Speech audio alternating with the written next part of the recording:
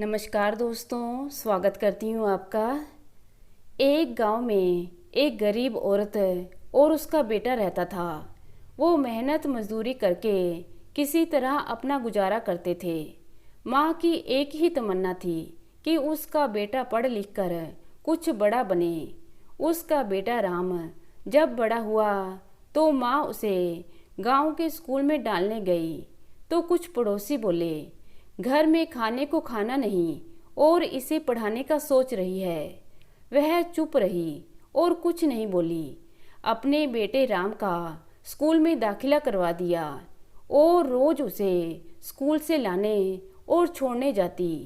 एक दिन जब राम का किसी पड़ोसी के लड़कों से झगड़ा हो गया तो उन्होंने सब ने मिलकर उसे खूब पीटा।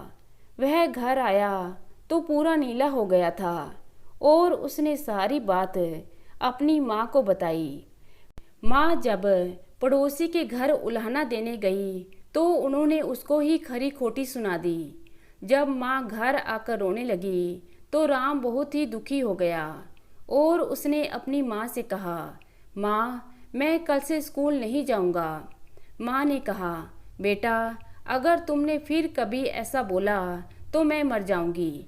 फिर राम माँ की तमन्ना को देखते हुए खूब मन लगाकर पढ़ाई करने लगा और हर बार अपनी कक्षा में फर्स्ट आता। ऐसे ही वह बड़ा होता गया और पढ़ाई में भी आगे बढ़ता गया और स्कूली शिक्षा खत्म होने के बाद वह शहर चला गया। वहाँ उसने खूब मन लगाकर पढ़ाई की और उसका सपना था डीएम बनने का। उसकी मेहनत रंग लाई और वह डीएम बन गया। जब वह गांव आया तो बहुत ही सम्मान मिला। माँ ने उसे कहा कि कुछ मिठाई ले ले और वह मिठाई लेकर दोनों उन पड़ोसियों के घर गए जिनके लड़कों ने राम को खूब पीटा था। राम की माँ ने उन्हें जाकर मिठाई खिलाई और कहा, आपको याद होगा बहुत साल पहले आपके बेटे ने मेरे बेटे को खूब पीटा था, बहुत ताने दिए थे, लेकिन देखो आज मेरा बेटा डीएम बन गया। तब सभी लोग हाथ जोड़कर उससे माफ़ी मांगने लगे, लेकिन राम की माँ ने कहा, नहीं मैं यहाँ माफ़ी मंगवाने नहीं आई हूँ, मैं तो बस यही बताने आई हूँ कि मेरा बेटा डीएम बन गया। और हाँ, किसी को भी कमज़ोर नहीं समझना चाहिए, इसका ही एहसास दिलाने आई हूँ।